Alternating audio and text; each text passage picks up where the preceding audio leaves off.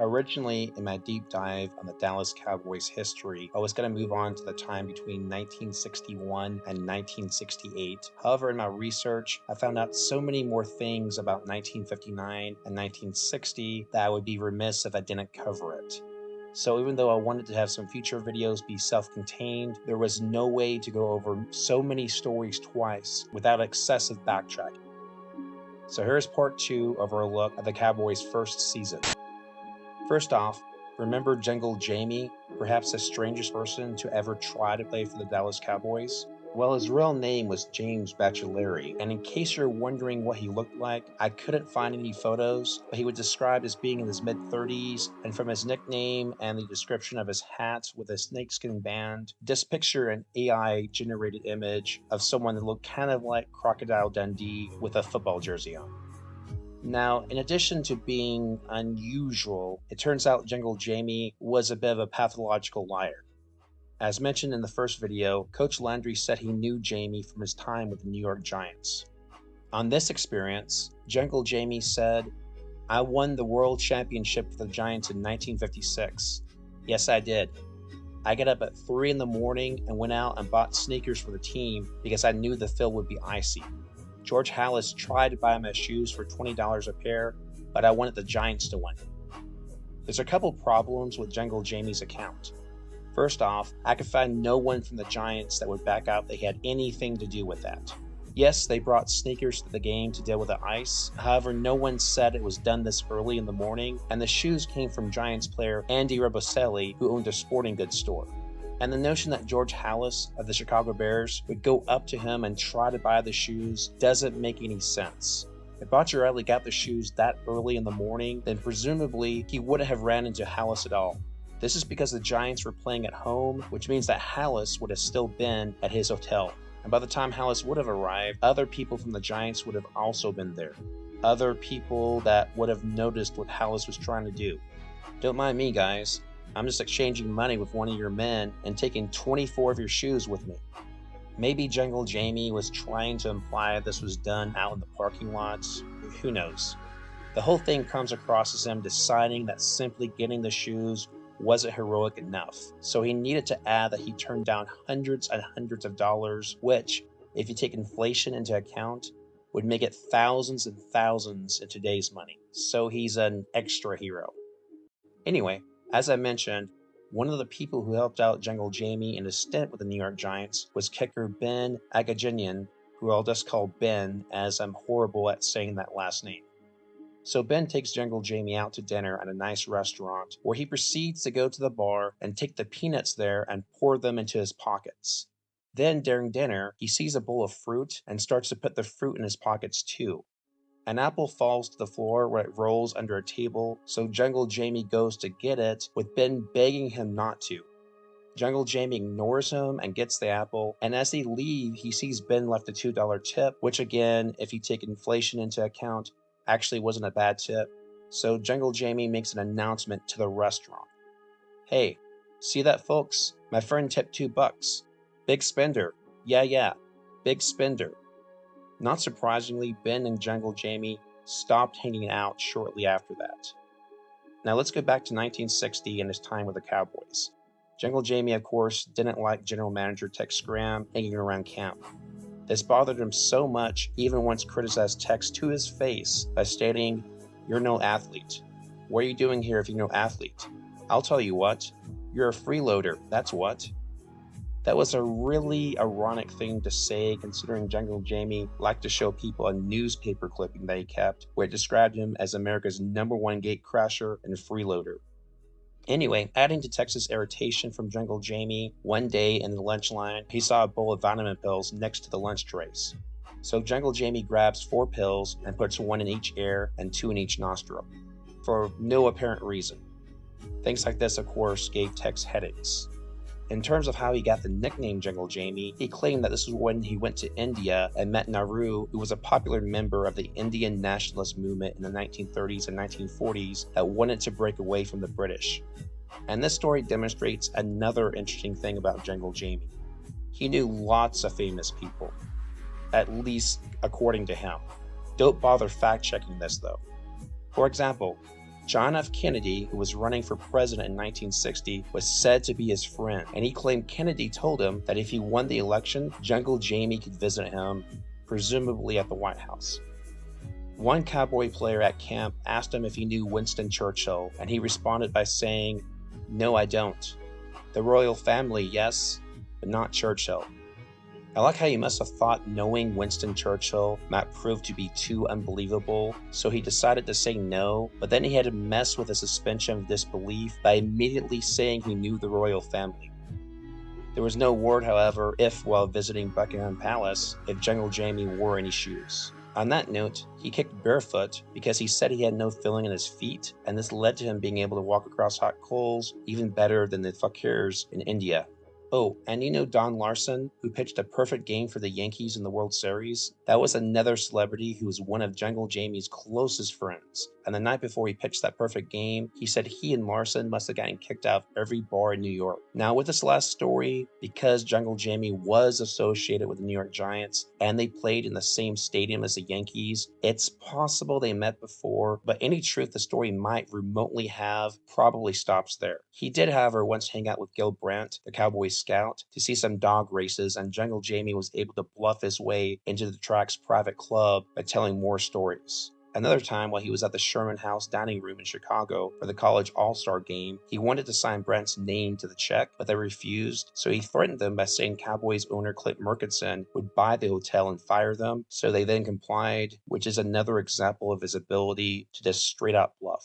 Oh, and he said he had a Jungle Jamey Safari Club for kids that he formed, and there were 10,000 members. So it wasn't enough to say you were friends with multiple celebrities. The guy created his own fake fan club for himself. Tex Graham had grown tired of him, so he proceeded to search the camp in an effort to find Jamey so he could be kicked out. One of the places where he looked was under a piano, as Jungle Jamey would sometimes sleep there at night. That's right. Instead of in a bed in a room, he would get on the ground and crawl under a piano to sleep. So I have this funny mental image in my head of Tex on his hands and knees looking under a piano and wondering what he's done with his life.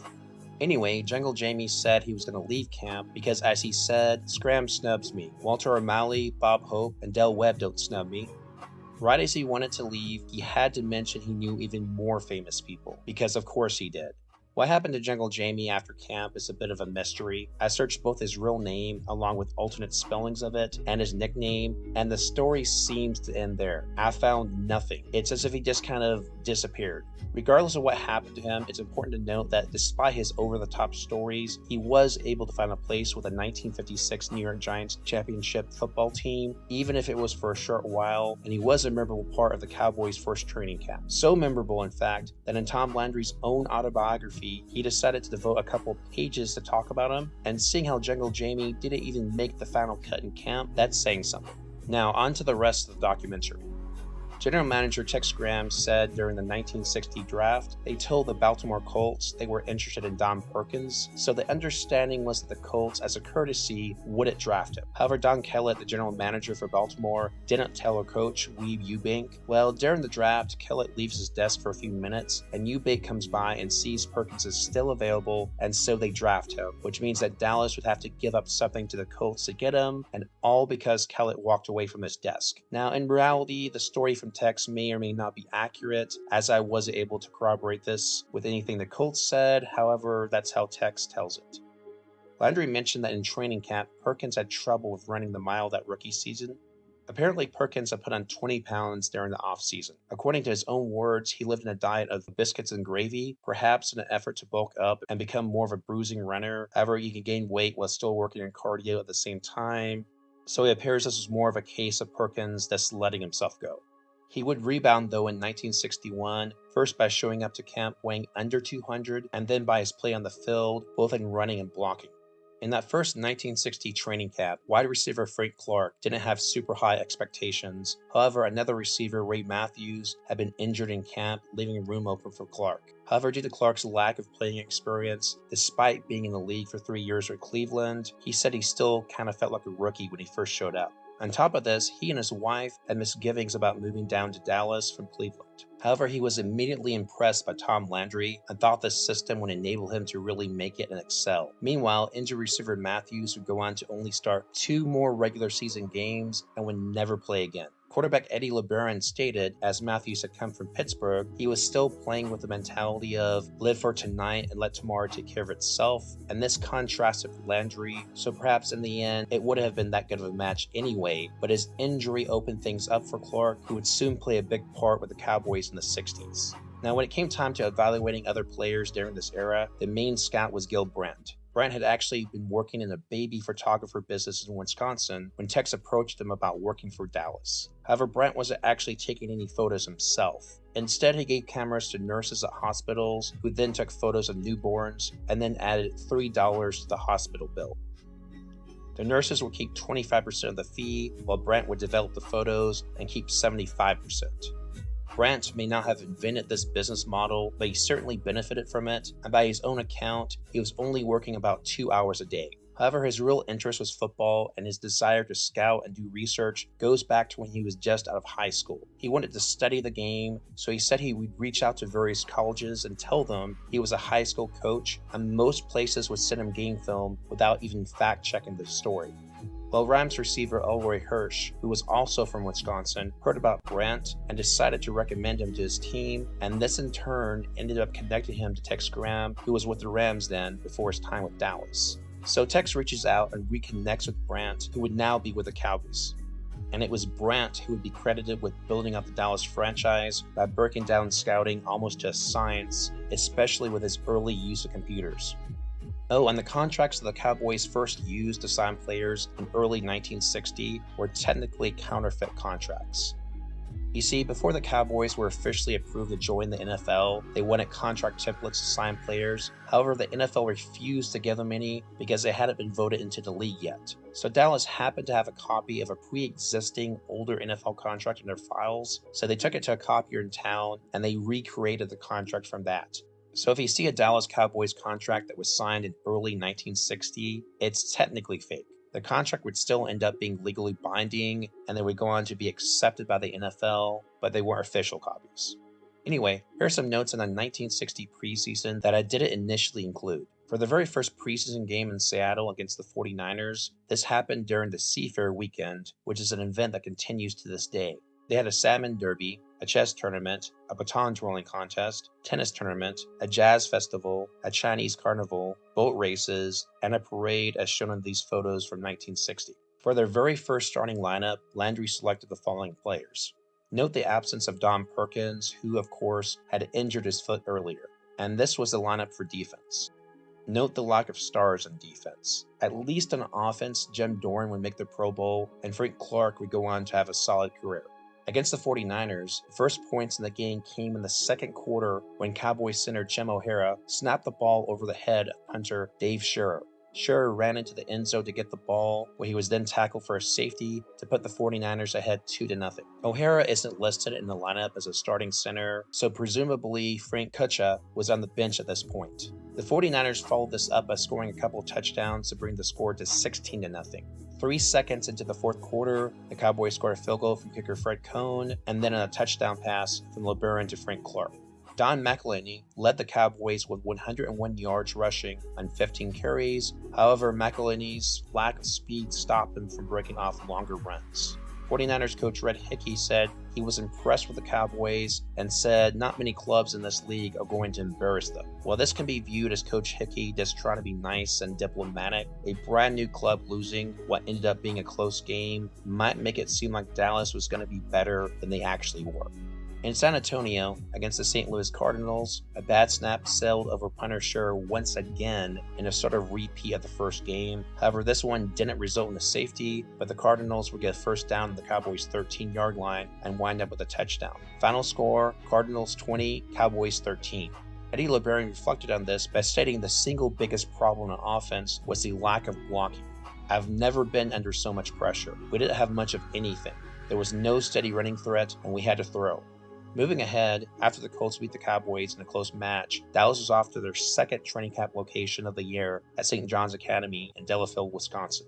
The building that they stayed in, however, resembled a medieval castle more than anything else, with Jerry Tubbs stating that all it needed was a moat. Jack Eskeridge, the equipment manager, had stayed at the place 11 years earlier in 1949 when he played professional basketball with the Chicago Stags, realized that since he had been there, the place had really gone downhill. He mentioned that he never slept in a harder bed, but some beds had the opposite problem and ended up drooping down like hammocks. He remarked the place resembled a prisoner of war camp, and the rooms were so small that Eskeridge would have been able to pass by his roommate if Clint Hoy hadn't been so skinny. For entertainment, there was a tavern, but it was a long walk away, and the nearest movie theater was 7 miles from the camp. So who was to blame for picking this place? That would be Tex Graham, and the players apparently made an effigy of him to hang. On top of that, the weather was hot, there was a problem with ants and mosquitoes, and their locker room was in a basement that didn't have any benches and only one electrical outlet, and if their shoes got wet during practice, then the next day after leaving them in their basement, they would have found their shoes covered in mold. One night, a bunch of yelling and then shouting could be heard from the second floor of the dorm. It turns out Ed Hessman found a bat flying around in his room, and after chasing it around, managed to kill it. Another night, Ray Matthews, after coming home from the tavern, decided to take his frustration out on the awful beds by grabbing a mattress and throwing it down the stairs. However, despite all of this, the Cowboys would beat the Giants in their next preseason game in Louisville 14-3, perhaps energized by not having to be in that location. In this game, which would give Don Meredith his first playing time, he had to go against the same defense that Tom Landry had devised when he was the Giants' defensive coordinator, so perhaps it was an appropriate test. Meredith ended up completing 4 out of 19 passes, however he did have 1 touchdown pass, in spite of the incompetence before the snap. On third down, Landry had sent in Dick Bitschke with the instructions, tell Meredith to run green left, pitch 29, wing T pull. Well, Dick runs up to Meredith and he translated this as, Landry wants to run some kind of pitch out to the left. Some kind of pitch out to the left. Good enough, I suppose. So Meredith calls a pitch out play, but then realizes the formation he's in is wrong for a pitch out to the left, and while he was thinking of what to do, the ref blew the whistle for a delay of game. Meredith then decided to call his own play, which ended up with a deep touchdown pass to Clark. Next up were the Rams, and this brings me to another interesting thing I found. Even though they wound up losing 49-14, there are still some interesting things behind this, as surviving footage of the game can be seen here. This was captured by Chuck Kearney, an athlete at Pendleton High School, who was given the task of taking care of the players before and after the game. The game itself was played in Roundup Stadium, where events such as rodeos were held. Gilbrandt remembered there had actually been a rodeo held the day before, so the smell unfortunately lingered. He said for that game, he had flown in from Milwaukee out to Pendleton on a DC-6, and demonstrating the differences in plane travel back then, it took 2 trips to refuel before getting to Oregon. Getting back to Chuck Kearney, his first job before the game was to buy more than 60 bars of Dial soap, which in a small town like Pendleton caused him to have to visit 3 different places. One of the teams stayed at the Letter Buck Motel, and the other the Maverick Hotel, although it doesn't state which team got which. At night, it was Kearney's job to show the players around town. However, because of the mix of black and white players and the time period, this presented a problem because not every place would be accepting, so he ended up taking them to Hooker's Place, which was a bar set up by a black businessman in the area. They had to move 2 tables together to set the players with them, and the next day Kearney would be busy putting the equipment in shelves and doing laundry. During the game, while filming it, one of the Rams coaches observed that Kearney was wearing a Cowboys shirt. They yelled that he didn't belong there, so he left, but not without getting the only no gameplay footage of this match. Before kickoff, the refs ended up at the stadium and asked where their dressing room was, and they're told stall 28, which leads to one of the refs saying, "What do you mean stall 28?" And one of the workers there says, "If it's good enough for the Cowboys, it's good enough for you." After the game, Meredith had this to say, "There's so much more to know than there was at SMU. A quarterback has to worry about what defense they're using, what personnel are in the game, how the linemen charge, what guys you've got who can do certain things to beat them in certain situations, how the defensive backs react to various patterns and receivers. I was a lot better prepared against the Rams than I was against the Giants, but I'm going to have to call some running plays if I want to stay in there." In their final preseason game against the Packers, the Cowboys lost a close one, 28-23, and afterward, Landry had this to say about Meredith. Meredith would play a lot against teams that aren't constantly shifting their defenses. Meredith probably is a year away from being a top quarterback, With most quarterbacks, it takes 3 years to get them ready to play in the NFL, but I think we can have Meredith ready by next year. Now on to the regular season. I already recapped it in the last video, however I found some new stories about some of the games, so I will try to breeze through things already covered. So for the regular season opener against the Pittsburgh Steelers in the Cotton Bowl, Roy Rogers, of course, was going to do a show there and bring along his horse Trigger. Well, he was hit by some ice thrown by kids in the end zone, which led to him getting upset. However, it looked like the first part of the game would be the only thing that really went wrong, as the Cowboys had a 21-14 halftime lead, with Eddie LeBaron being able to air it out despite his lack of protection. And that represents one of the two main problems that the Cowboys had that first year and why they were so bad. They couldn't stop people from getting to LeBaron. The other issue was their secondary. They couldn't cover anybody. Before the game, Steelers coach Buddy Parker flat out said, "Landry has released everybody we've been studying. Who's he going to play back there?" This was in reference to the scouting reports the Steelers ran on the Cowboys to prepare for the game. Because of all the cuts to the roster that Landry made due to the extreme lack of talent, all the information Pittsburgh had compiled prior to this game on the secondary was almost useless. They just knew that the Dallas pass defense and deep routes wasn't going to be very good. The Steelers ended up winning that game 35-28. On a Friday night, in their second game against the eventual 1960 NFL champion Philadelphia Eagles, attendance at the Cotton Bowl was estimated to be 18,500, and part of this may have been due to the Dallas Texans. The Texans announced teenagers would get into their game for free if they could provide a ticket stub to a Friday night high school game. In other words, this was an indirect reward for choosing not to see the Cowboys that Friday. The Dallas secondary proved to be much better in their second match as they intercepted Eagles quarterback Norm Van Brocklin 4 times. However, the Cowboys had 2 extra points blocked in that game, and it ended with a 27-25 Eagles victory. Against the Redskins, Eddie LeBaron's former team, the only bright spot was Jim Doran, who caught 7 passes for 134 yards. After the game, John Gonzaga, defensive end for Dallas, said what they needed was 11 Dorans. With Cleveland, they were stomped 48-7. The last score was from Dallas, where Bill Houghton grabbed a 12-yard pass from Heinrich for the score. It was about then that a man who was part of the Cowboys cheerleading squad hopped on a horse and raced towards the end of the stadium, where he smashed into an ambulance. Neither the horse nor the man were hurt, though. This type of thing has never made sense to me. They score a meaningless touchdown to make it 48-7 instead of 48-0, and you're still doing theatrics with the horse. Tom Frickenhauser, one of the Cowboys' defensive backs, would later give his thoughts on Tom Landry during this time period. He knew what was going on every second, but we didn't. His way wasn't the way with some other teams. His was a precise, measured inch-by-inch method. Everything exact. This was difficult to get across to a bunch of has-beens, will-be's, and never-wers. We had such a slight ideal of what he wanted us to accomplish in defense, it was unbelievable. Not because of our inability or Tom's superiority. There was just so much turnover and uncertainty. The opinion of Tom as a football man was nothing but superb, but he was shy on personality. I felt if Tom had been more personable with his players, he might have gotten more out of them in those early days. A batch like us didn't need a standoffish general. Against the Cardinals, 2 dropped potential interceptions, combined with the Dallas offense fumbling and a field goal by St. Louis, led to the Cardinals winning 12-10. With the Colts, it was another blowout, with Baltimore coming out on top 45-7, and against the Rams, it was a 38-13 loss. And it was here that Bitford Wynn, the secretary-treasurer for the Cowboys, addressed rumors that the Cowboys might be moving out of Dallas. This might seem silly now, but keep in mind, this is exactly what happened with the original 1952 Dallas Texans. Before the 1960 Texans of the AFL, the NFL had the original Texas team, and they didn't last a full season before leaving Dallas, and that was just 8 years prior, so you can forgive the media for thinking that a winless Cowboys team might undergo the same fate. Tex himself, though, thought the rumor might have been planted by the AFL. Supposedly, the Houston Chronicle even reported the Cowboys might be moving up to Minneapolis. This claim comes from the book Dallas Cowboys Pro or Con by Sam Blair.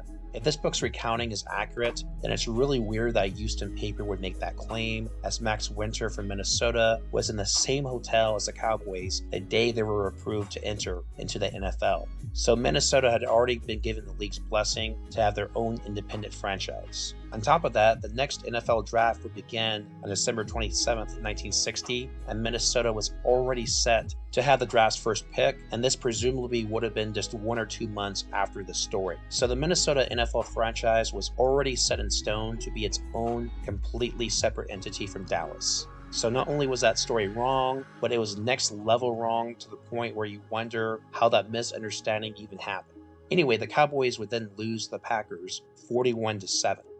Before the game against the 49ers, it was announced receiver Ray Matthews would start as fellow receiver Bill Houghton was sick with the flu. Remember in part 1 where Landry said a player lit a fire inside a trash barrel inside the Cowboys locker room to keep warm? In Sam Blair's book, he claims it was Matthews who started the fire. On top of that issue, Matthews wanted to publish a book about pro football when he retired, but he said because of all the insider information he had about what really goes on, nobody wanted to touch it because they said it was too hot to publish. Well, I checked and I couldn't ever find him publishing that book, so it looks like it just stayed a manuscript, but you have to wonder what specific stories he told that supposedly worried the lawyers. Anyway, in their final home game of the season, the Cowboys would end up losing to the 49ers by a score of 26-14. After the game, presumably because that would be their very last game at home, the Cowboys had a party scheduled at the Gaslight Club in Dallas, which was perhaps an appropriate name, as at the party they may have been trying to engage in some deception by convincing themselves things were better than they actually were. At the party, Don Heinrich decided to let Landry know how he really felt, discussing how they weren't happy with the situation. Luckily, this didn't devolve into some big incident, which was good, but Heinrich, who played under Landry when they were both with the Giants, wasn't about to be shy and pretend things were okay. Against Chicago, they lose 17-7, but then against the Giants, Landry's aforementioned former team, they ended up tying them 31-31 and their only non-loss of the season. Next week, however, they would lose their final game to Detroit 23-14 for a final regular season record of 0-11-1, which was the worst NFL record in 11 years. Not even the 1952 Dallas Texans, who managed to win a game, did as poorly. Be that as it may, their worst was now over. It would still be multiple seasons before an actual winning record, but they had weathered the worst part of the storm. That's all for now. When we continue, we'll finally get to 1961 and the beginning of the era of Don Meredith. See you next time.